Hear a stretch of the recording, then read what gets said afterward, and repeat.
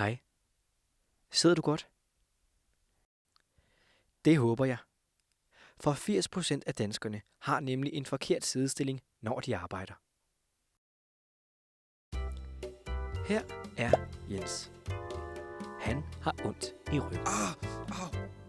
Men det er der heldigvis råd for.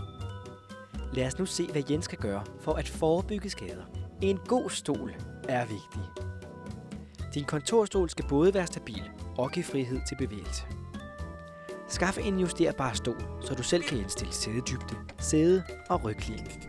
Indstil stolens sæde i en smule skråtstillet. Det giver mere svej i ryggen. Stolens højde anbefales til at være længden af dit underben. Sørg for, at ryglænet udfylder svaret i lænden. En god sædepositur er vigtig. Sørg for at sidde komfortabelt og undgå for mange krumryggede indstillinger.